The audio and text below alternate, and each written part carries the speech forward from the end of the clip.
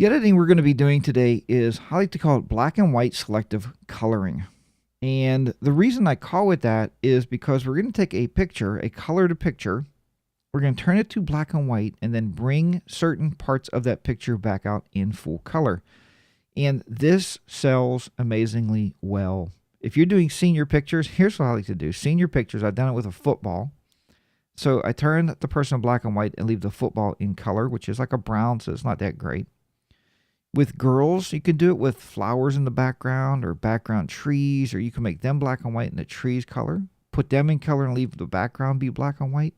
It's really, really amazing. It sells really well, and it's such an easy edit. It's just really, really, really an easy edit. It's so amazing that it's going to make your head spin when I walk you through this.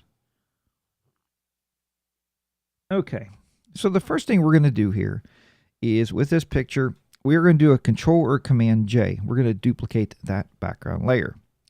Now there's two different methods to creating this actual effect. And both of the methods are very, very easy to do.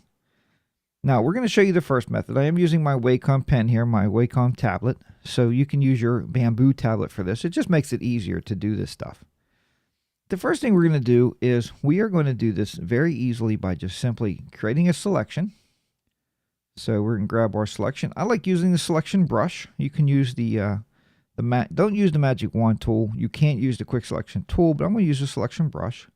And we're going to select this leaf right here. So we're just going to go around here and select this one leaf. And just try to get it in. The reason I like using the selection brush is because it's almost like painting.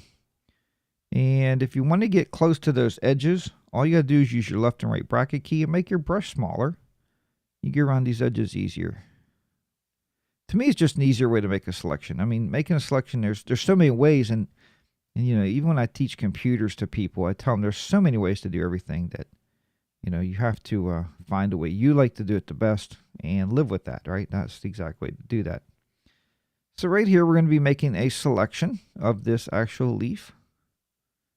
And at that point, we are adding to the selection. We can see it by down here in our selection brush panel. We're adding to it. We can add another leaf. I think what we'll do this time is we're going to add this flower over here to the left. There's a flower. We're going to add that flower. And again, for the radio audience there, for the listening audience on the podcast, I'm just brushing over with my selection tool. And I'm just selecting that part of the overall picture, just the flower itself. And what we're going to do here, the parts that we are selecting are going to be the parts that we're leaving in color. And I'll show you how that works in just a minute, because people would say, well, Jack, now wait a minute. If you're selecting that part in color, what's going to happen is the selection is going to change to black and white. That doesn't make sense. I'm going to show you how to do that. It makes it really, really easy edit, and I think you'll really enjoy that. We're going to also take some of these, I guess these are little like mulberries or something up here, and we're going to select some of those. Mulberries here, just like this. Now this is a way to do it. This is not the way I choose to do it, but I'm going to show you this way because a lot of people like to do it this way. And we'll make some selections here over those little mulberries. What we're going to do now is once you have your stuff selected that you want to stay in color. All right, so this is the stuff in color. What we're going to do now is we're going to simply go up to our select, and we're going to inverse our selection. Now you can see how this is working. So now what's selected is everything but not those. Everything is selected and those are not selected. And then we're going to simply go to enhance, convert to black and white. And when we do that, our little black and white menu comes up, and we can actually play with this black and white menu a little bit because these are reds, greens. You can bring those and intensify those a little bit more if you want, but I would suggest bring it back because you want the black to be a little darker. You don't want it to be too intense on the outside. You can see you can actually bring up the contrast, bring it down a little bit, just like so. We'll bring the contrast back down a little. I think it looks better with less contrast. Once you get everything done, oops, it went way over there. Computer's definitely not keeping up to me where I want to be here. There we go. All right.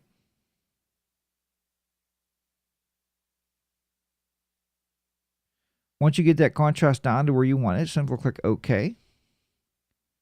And then do a Command or Control D to deselect. Now you can see that those edges and those colors have been left in color, and everything else outside is no longer black and white. That is black and white color art. It's so easy to do. A caveman can do it. Now let me show you my preferred way of doing things, because I like working with layer masks. I've always liked working with masks. I just think it's a easier way to maintain a picture and to do an edit is to use a layer mask instead of using this method. To me, this method is very destructive, because once we get to this point, I mean, we can go to undo and redo what we want to do. But a layer mask allows you to select, allows you to discolor when you want to. And I'm going to show you that. So if you make mistakes, you can correct it a lot easier than this method. So let's go back, and we're going to uncheck that. Go back to our background. Do a Command or Control J once again. And this time what we're going to do here is we are going to take this and we're going to convert it to black and white. So we'll go to Enhance, Convert to Black and White. So we'll click OK, and there you go. So now we have that black and white picture. Now if you remember properly how layers works, layers are working in the point that anything below the layer and anything above the layer. So anything now we take out of the top layer is going to be seen through to the bottom layer. That's how it works. So we're going to add our layer mask, which on Photoshop Elements, I'm using currently 11. If you go from the top to New Layer, right next to that we have Adjustment Layers, and then we have Layer Mask is the third button in. Click on Layer Mask. Click on that layer mask. Choose a brush. Now remember, if we paint with black, we're going to reveal what's underneath. Folks, underneath, there's a color image. So anywhere I paint with black on my layer mask, it's going to reveal the color image underneath. Again, very easy way to do selective coloring. Let's go ahead and work on this picture now. So I have my brush selected, and you can just start coloring over that same leaf that we did before. We'll just start coloring over this leaf. In this way, I'm not making a selection. It almost feels more like I'm painting. That's why I really like this method, because it feels like I'm really painting on the picture itself. I'm not actually making a selection.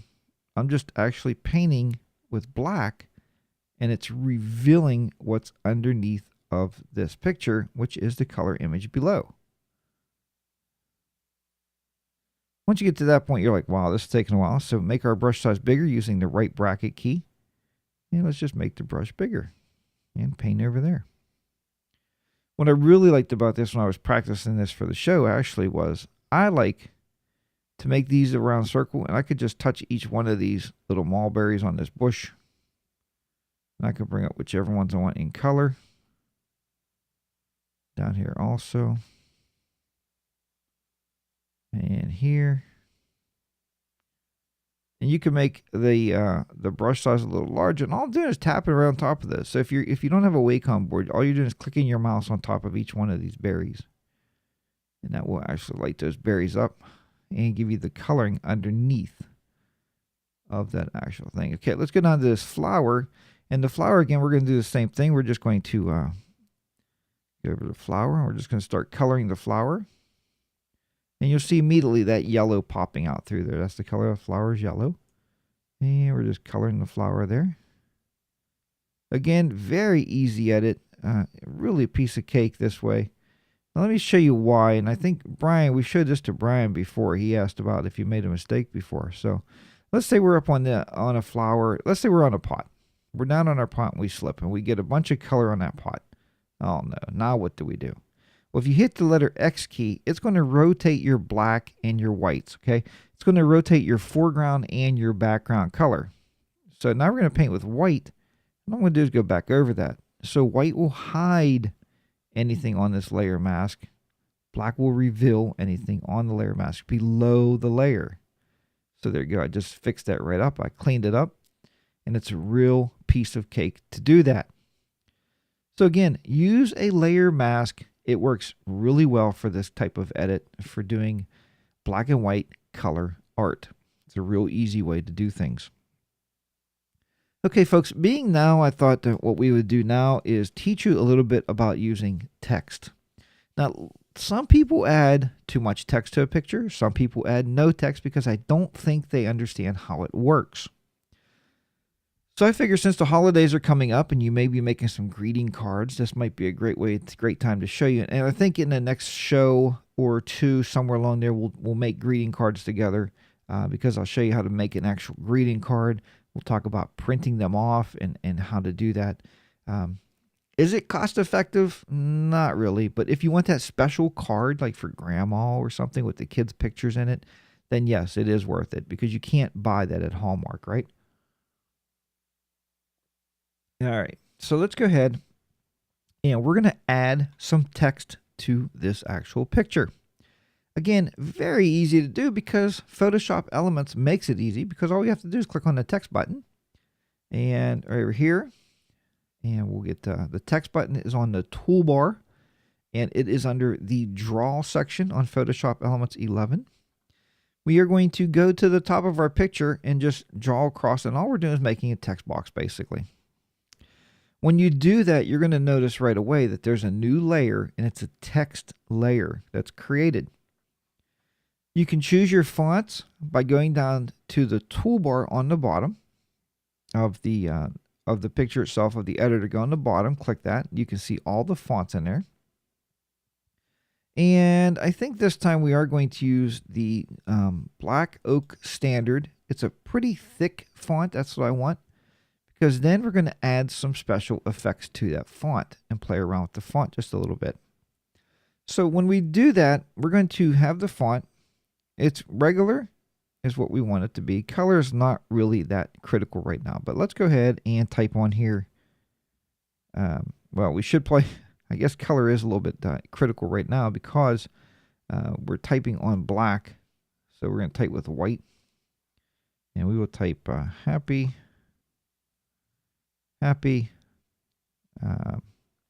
holiday.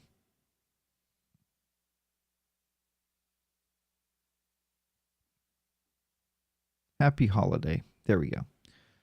All right. So we have happy holiday on there. We just simply click on the check box and there we go. So now it says happy holiday and we have the beginning of a really nice little card here, right? We have the selective colored flower. We're typing in happy holiday and we're good to go. So at this point with the happy holiday up there, click the checkbox. Now we're going to go down to effects. Click on effects. And the first thing that comes up here is bevels. But if you pull the pull down menu down, you're going to see everything in there. Patterns, outer glows, in glows, image effects. We're going to just go with bevels first. I always like to bevel my text. So we're going to click the top bevel here, which I am selecting the scalloped edge. And all I got to do is double click that. And you can see right away, and for the radio audience, we are seeing now that the font is lifted off of the page a little bit. It's lifted off of the picture just a little bit. So we're going to go back to our layers panel. And now we have a little FX or effects right in back of our happy holiday on our text panel. If you double click that FX, you are going to find all of those edits that we just looked at in this panel. So now you can actually start to go in here and we can start to actually play around with our font and change it a little bit. The first thing is bevel. So let's bevel it up a little bit. You can see we can make it a higher bevel or a lower bevel. We're going to bring it up just a little bit. I like to make just a little bit harder edges just to make sure it looks like it's picked up off the page just a little bit.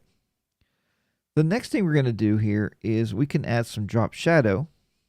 And when you do this, though, what's going to happen is you're not going to see it real well because of the black background. If you really want to see the drop shadow on black, set this over to a white.